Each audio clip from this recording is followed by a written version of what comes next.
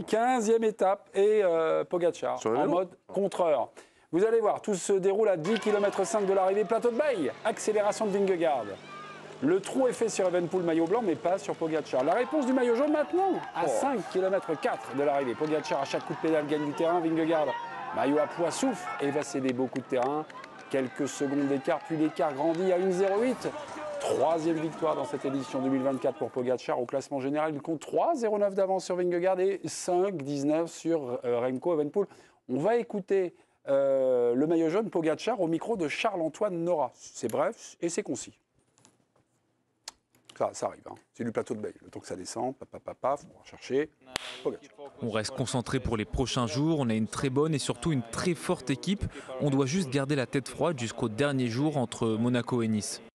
Pogacar, trop fort pour Vingegaard. En sommes-nous désormais certains, mes petits? Parce qu'il y avait encore un doute et là, les doutes sont levés. Qu'en pensez-vous? Oui, non, mais au-delà de Pogacar, parce qu'il a toujours été très fort, moi je trouve que la plus nette progression sur ce qu'on voit et si se confirme, c'est ils ont une énorme équipe, mais UAE, c'est colossal. Bon, aujourd'hui, Yates et Almeida n'ont pas forcément été fantastiques, mais hier, ils ont été très forts. Quand on voit que le lieutenant de Pogacar, Almeida, il est 4 au général, Yates, il est 7e. Donc, en plus de la forme, où on a un état de doute sur la forme de Vingegaard, le fait que Pogacar soit dans une forme étincelante, il a régné sur le Giro et il a une équipe qui est colossale, même si elle a été diminuée parce qu'il y a eu des abandons importants, Ayuso notamment. Donc c'est la confirmation que Pogacar est au sommet, mais qu'en termes de stratégie, UAE est aussi très très fort dans ce tour et très malin et que ses lieutenants sont en forme. Alors, okay. On n'attend pas Patrick? Patrick, ouais, Patrick Chassé dans la place. Bonsoir Patrick. Bonsoir Patrick. messieurs, dames. Comment ça va? Mais ça va bien. Ouais, ça va. Alors hier, on était sur ce premier volet, l'étape pyrénéenne. Pogacar a-t-il assommé le tour? Là, question, on va dire, avec un peu plus de horreur. Voilà, Pogacar trop fort pour Vingegaard. Maintenant, il n'y a plus de doute, non? Il a levé tous les doutes, là. Oui, il n'y a aucun doute. 3 minutes, je crois qu'on est bon. Là. Le tarif est là. Ouais. Non, mais c'est vrai, il n'y a pas de... Sauf coup de Trafalgar, oui, chute, machin, maladie, il y en a quand même quelques-uns. Hein, il y a quelques Covid, c'est vrai. Voilà, ils ont le masque, à tel point qu'on a remis les masques sur le tour, donc... Bon, mais on ne va pas envisager ça. De toute façon, on envisagerait ça, ça serait une victoire au rabais pour celui qui en hériterait, puisque ce qu'il a démontré là est juste incroyable. Patrick, vous vouliez avoir une image. Alors on est à l'arrivée. Elle est assez symptomatique cette image. Oui. On est à l'arrivée, on est sur le plateau de Bay, on est à 10 km à peu près de l'arrivée. Et alors il y a les deux larrons, Vingegaard et Pogacar, et vous nous dites non, mais regardez là Pogacar. Maintenant je vous laisse, allez-y, les images de Patrick. Oui, c'est assez symptomatique de la supériorité de Pogacar. Vous voyez que Vingegaard il est en prise en mode chrono. Donc il est tout seul, il se retourne pas. Et là Pogacar, il est là, il chope un bidon, il s'arrose, il lâche le guidon. Juste après, il aurait pu aller cueillir des fleurs sur le bord de la route. Après, il prend une clope et fume un... Non mais alors on fume pas dans le vélo. Mais voilà quoi, c'est ça qui est. En fait cette image qui dure 3 secondes. C'est pas inquiétant non d'ailleurs. Elle résume. Ça va commencer à se voir, non Patrick?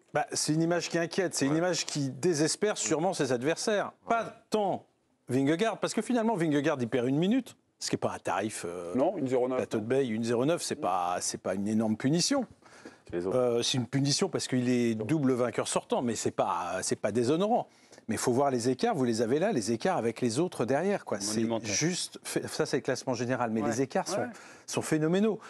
On est sur des écarts dignes de ce qu'on avait, je sais pas moi, il y a 20-30 ans, où on sait que comme dans tous les sports, les écarts ont eu tendance dans l'histoire à se réduire. Là, on repart à la hausse, avec encore une fois un coureur qui est un coureur à l'ancienne. C'est-à-dire que ce n'est pas seulement un coureur qui cherche à gagner le Tour de France, comme ont cherché à le faire ses prédécesseurs je dirais, du siècle, mais c'est un coureur qui veut gagner des classiques et qui les gagne même à plusieurs reprises. Toutes les classiques, d'ailleurs, il aimerait bien, qui peut gagner. Et puis, rappelons qu'il est dans un défi complètement dingue de gagner Giro et Tour de France la même année, ce qui n'a jamais été fait d'ailleurs au XXIe siècle. Le dernier, c'était Pantani. On en reparlera d'ailleurs de Marco Pantani au rayon record à travers le temps. Mais ça, c'est pas tout de suite. On va sur les routes du Tour, trouver Claire Bricogne.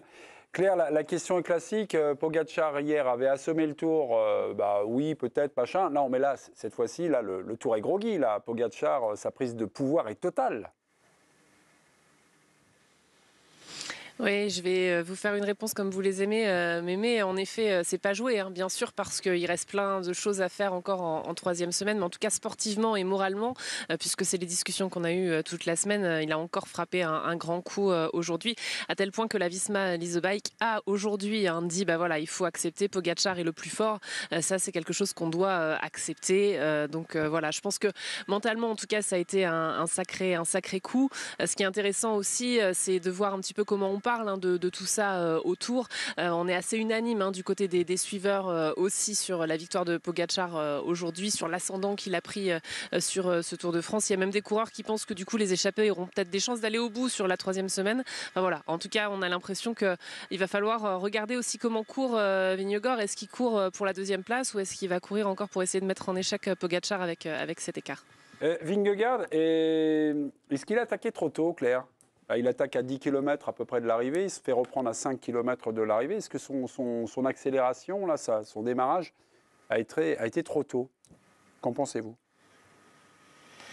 Alors, non. Non. Après, en effet, quand on voit un peu la supériorité de Pogačar, on se dit, est-ce que finalement c'est bien d'avoir attaqué aussi tout court, c'est aussi une question qu'on peut se poser, mais Pogačar a peut-être aussi, finalement, c'est un peu ce qu'il disait, adapté sa stratégie, c'est-à-dire de manière défensive. C'est aussi un débat qu'on a eu plus ou moins avant d'attaquer aussi, mais c'est peut-être ça aussi qui fait que Vingegaard est obligé de prendre la course en main et d'attaquer, en tout cas à ce moment-là. Lui, il avait choisi, en tout cas Vingegaard, d'attaquer aujourd'hui et d'essayer de le mettre à mal. Tôt, non, je pense pas. De toute façon, à mon avis, il n'y avait rien à faire, même dans les 5 derniers kilomètres, etc. Alors oui, l'écart est un petit peu plus grand, c'est ce que vous voulez dire certainement, Mémé, mais de toute façon, l'addition est là mentalement et sportivement. Mais Patrick, on fait rouler, là, les Jumbo font rouler Matteo Jorgensen, voilà, les Visma. Les Visma, oui. Ah non, mais ils ne les font pas rouler comme ça. Attendez. Non, mais l'attaque, elle n'est pas un peu téléphonée, non? Mais bien sûr qu'elle est téléphonée, mais vous savez, les attaques de Pogačar, elles le sont tout autant. Enfin, sauf quand il part à 80 bornes dans l'Estrade Bianche. Mais honnêtement, elles le sont tout le temps, ces attaques. C'est-à-dire que en montagne, on l'a vu d'ailleurs hier, en fait, on a retrouvé la Visma dans le rôle de UAE hier, lors de la première étape pyrénéenne. Donc oui, c'était téléphoné, mais ce dont on a pris conscience très vite, c'est que c'était l'étape, s'il y avait un plan chez Visma, c'était là, aujourd'hui. Et tout le monde est passé. Et ils ont fait tous, les équipiers, un travail phénoménal. Jorgensen étant, je dirais, peut-être le plus épatant, parce que c'était le dernier à arriver au pied du plateau de Bay et à imprimer un rythme fou pour propulser en quelque sorte son leader. Donc ce qu'il a fait, c'est ça qui est beau finalement. C'est que, je disais il y a 2 jours, il se donne des tartes. Tu sais, on met une grande claque et le mec, il essaye de rester stoïque. Et c'est ça à chaque fois. Ok, t'as pris 1 minute et tu restes stoïque. Et le lendemain, c'est l'autre qui fait la même chose. Et c'est ça qui est vraiment magnifique dans ce Tour de France, c'est qu'à chaque fois... Bon alors, là, évidemment, c'est celui qui a les joues les plus rouges, c'est quand même Vingegaard. Mais ils vont continuer comme ça. Ah ouais? Moi, j'en suis convaincu. On va donner les nouvelles débattues. Vingegaard et Evenepoel sont allés parler, notamment au micro de Charles-Antoine Nora, qui filme Claire Bricole là, sur le Tour. Bon, ils reconnaissent la supériorité de Pogačar. De toute façon, c'est le meilleur du monde. Jonas, il n'est pas trop loin, mais je pense que Tadej, il est plus fort que Jonas pour le moment. Dans la dernière montée, j'étais très fort. J'ai sûrement fait la meilleure montée de ma vie, mais bon, Tadej était juste plus fort. Je ne peux pas vraiment être déçu aujourd'hui.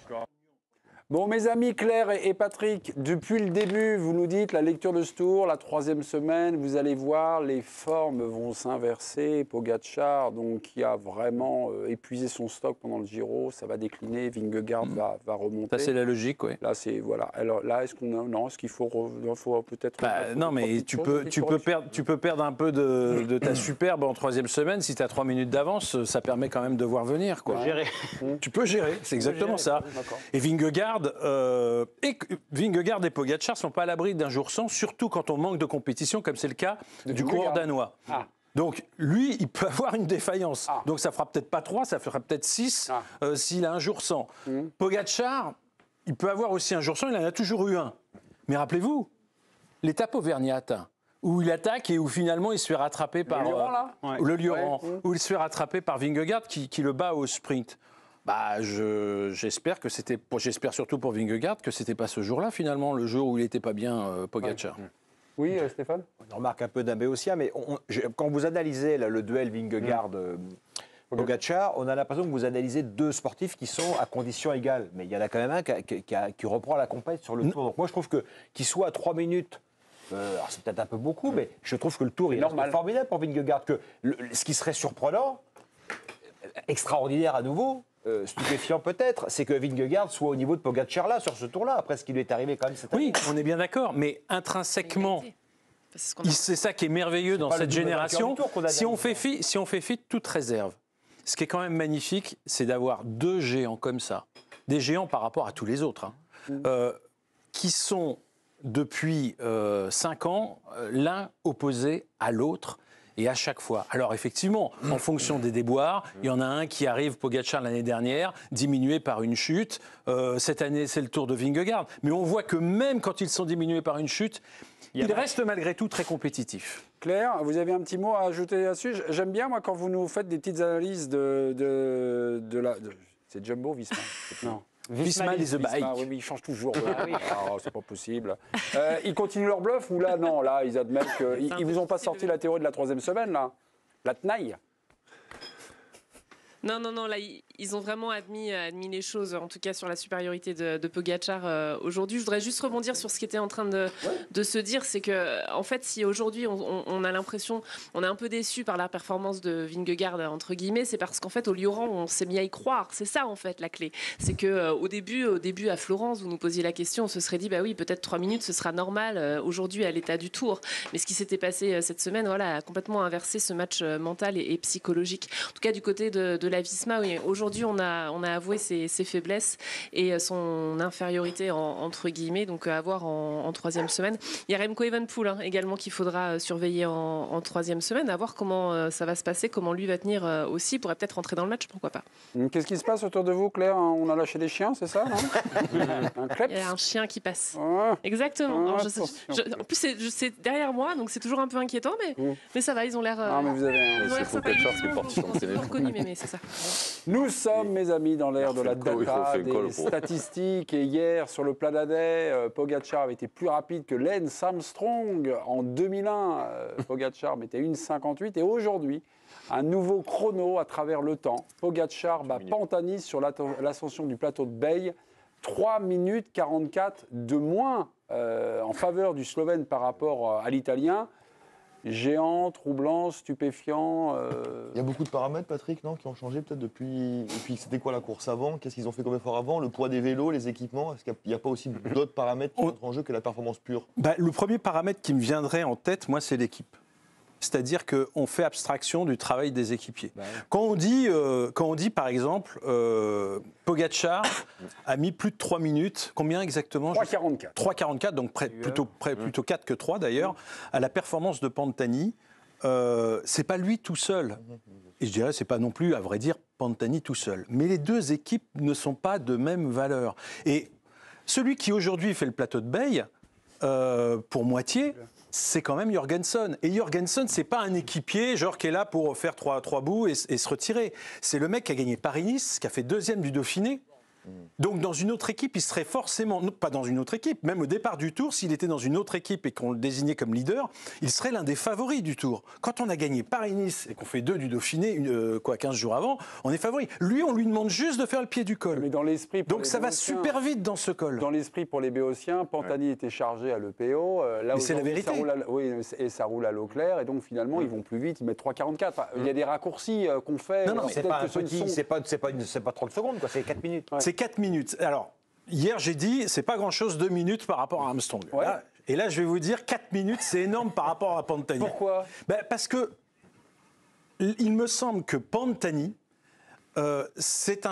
Pantani, dans la légende du vélo, c'est l'un des meilleurs grimpeurs. Regardez, le Tour rend hommage à Pantani. Ouais. On part de Rimini lors de la 2e étape, pas de Rimini, de Cesenatico, sa ville natale. On arrive à Rimini, là où il est décédé la veille. Bon, on rend hommage. On rend pas hommage à Armstrong. Non. Armstrong, beaucoup de gens, beaucoup de spécialistes, de la data même, sont persuadés, je vais choquer les gens en disant ça, que c'est une escroquerie.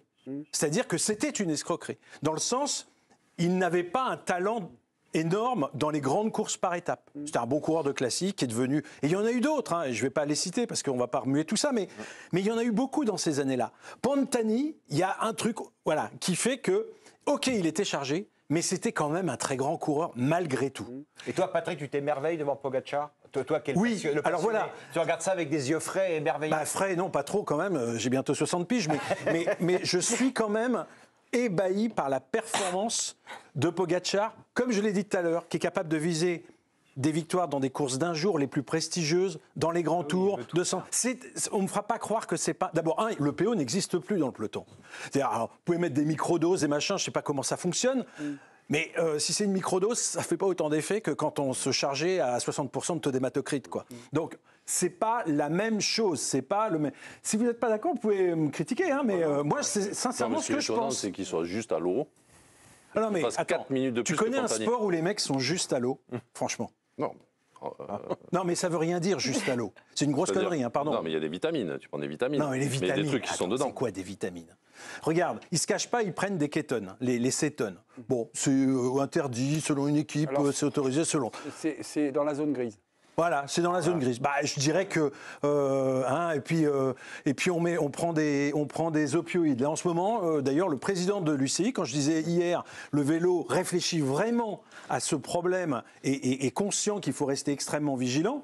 Dans une réunion qui était soi-disant confidentielle, mais qui n'est pas restée longtemps, le président de l'UCI a dit attention, il y a un opioïde qui est pris. Et qui est quand même dangereux. Un opioïde, c'est un painkiller, ça coupe la douleur. Et derrière, on prend du café pour pouvoir dormir la nuit. Pour s'éveiller le jour, pardon, pour pas dormir le jour. Et derrière, on prend des médicaments parce qu'on a l'estomac en vrac, parce qu'à force de prendre tous ces... Mais ça, je peux pas croire, franchement, messieurs, que ça n'existe que dans le vélo. Pourquoi? Parce que tous ces médicaments sont autorisés. Alors, certains, en fonction des sports, vont faire des infiltrations, d'autres... Voilà, ce qui est le plus adapté. Mais Leclerc, pardon, pour moi, ça veut rien dire. Claire Bricogne, en direct des routes du Tour. Là, les records battus à travers le temps, là, les matchs Pogacar-Pantani, Pantani-Armstrong, est-ce qu'on en parle sur la route du Tour, dans les salles de rédaction? Là, pour l'instant, c'est en train de monter. Ou alors, pas du tout, c'est juste un thème amené par les irréductibles de l'équipe du soir. Si vous voulez savoir, en fait, si on parle de suspicion plus ou moins, en fait, moi, j'ai pas le sentiment qu'on en parle plus que sur ces 2 dernières éditions, en fait. Il y a toujours eu plus ou moins des questions qui ont été posées et à Pogacar et à Vingegaard, hein, d'ailleurs. Et donc là, j'ai un peu le sentiment que c'est un peu la même chose et c'est le sentiment de pas mal de gens autour de moi. Il n'y a pas quelque chose qui est vraiment né par rapport à ça et ces 2 records battus ce week-end, pas plus en tout cas que ce qu'on a déjà eu sur les 2 autres éditions. D'ailleurs, la question a été posée à Pogacar en conférence de presse et lui a dit oui, c'est vrai, mais il y a beaucoup de choses en fait qui ont changé depuis l'époque de Pantani, beaucoup de paramètres à prendre en compte. Et puis finalement, je n'ai travaillé que dans les 5 derniers kilomètres aujourd'hui. J'ai été bien protégé avant. Voilà, c'était ça sa réponse. D'ailleurs, notre ami Pogacar a donné une interview sur le site L'Équipe et il a été interrogé là-dessus justement. Je ne sais pas comment Pantani avait couru, c'était il y a presque 30 ans. Aujourd'hui, Visma a mis une lière très forte dès le début de la côte. C'est un peu la lecture que nous a proposé Patrick sur ce plateau. Ensuite, Jonas Vingegaard a fait l'essentiel du travail jusqu'au moment où j'ai pu attaquer. Je me suis mis à ma limite pour pouvoir le suivre, mais moi aussi, je dois respirer. Moi aussi, je souffre entre 2 douches et un petit café. Comme Non, mais ce qui est fort, après, c'est que hier, il bat Armstrong. Ouais. Et aujourd'hui, il bat Pantani. C'est pas, il a battu le premier jour et il bat le 15e jour. C'est en 2 jours. La question de Patrick, là, les mecs, on parlait de Bardet, on se moque des fois des Français. Les mecs, ils attaquent une fois, tu les vois plus pendant 10 jours. Quoi. Ouais. Donc après, moi, je veux bien. Mais Bardet, super fort, peut-être. Bardet, il finit l'étape en disant qu'il est très content de son étape. Ça fera rire les pisse-froids. Mais en réalité, qu'est-ce qu'il veut dire, Bardet? C'est que lui, il regarde ses datas et il se dit, mais je comprends pas. Je roule aussi vite qu'avant. Voire plus vite. Et pourtant, je prends 20 minutes aujourd'hui. Justement, donc ça ne l'interpelle pas, Bardet? Bien sûr que ça les interpelle tous. Mais un coureur, à partir du moment où s'il commence à se dire « Oh là, ils ont un truc que j'ai pas », bah c'est fini, il n'a plus qu'à arrêter. Parce que 20 minutes, c'est pas rien quand même, Patrick. Alors, non, c'est énorme. Bardet, c'est quand même pas... Et Bardet, c'est pas n'importe qui. Mais le raccourci de dire forcément « Bah oui, ils sont chargés comme des mules », je dis attention, dernier scoop des journalistes pour trouver un coureur chargé, ça commence à faire un paquet de temps, 2005. Et c'était justement dans la maison. Donc depuis, on a eu un gros scoop qui nous a révélé que tel ou tel coureur était chargé. Bon, la lutte antidopage, l'ITA, qui est cette agence qui gère les contrôles antidopage sur les Jeux Olympiques, mais aussi à la Fédération internationale de cyclisme, je ne sais pas les autres sports, hein, mais le vélo, depuis 2 ans, a voté une augmentation de 30%. Je vous rappelle que c'est les organisateurs, les coureurs, les équipes qui payent. Donc, 30% d'augmentation. Donc, ça ne fait pas les grands titres. Moi, je vous le dis parce que je vis dedans, mais franchement, c'est pas rien. Donc, ils sont conscients qu'il y a du soupçon et qu'il faut chercher. Ils cherchent. Pour l'instant, on a trouvé quoi ? On a trouvé Quintana au tramadol qui n'était même pas encore interdit. Ça va, c'est pas. On sait qu'il y a des produits masquants aussi. Non, mais les produits masquants, ça a toujours existé. Ben voilà, donc ça peut encore exister aujourd'hui. Mais non, le problème, c'est pas tant les produits masquants, le problème, c'est de savoir quels sont les produits qui sont indétectables. Ouais. Une transfusion sanguine, autologue, c'est-à-dire avec ton propre sang, dans n'importe quel sport. Dieu sait si ça a fait scandale dans le foot aussi, mais dans le vélo encore plus. Eh ben, on ne sait toujours pas les déceler. Voilà, plus personne n'en parle, on s'en fout. Ce sera la minute médicale de Patrick Chassé. On vous quitte, on vous chasse, mon cher Patrick. T'es fort, un docteur. Hein. Merci beaucoup. Bravo. Un bon docteur. Claire, faites des études de pharmacie, ça peut servir si vous êtes journaliste. Claire, sur la haut du tour, on vous embrasse. Embrassez Charles-Antoine Nora. Claire, rien d'autre à ajouter? Vous n'avez pas un petit truc à nous dire juste avant de conclure, hein? Demain, c'est journée de repos. Hein, tranquillou. Voilà.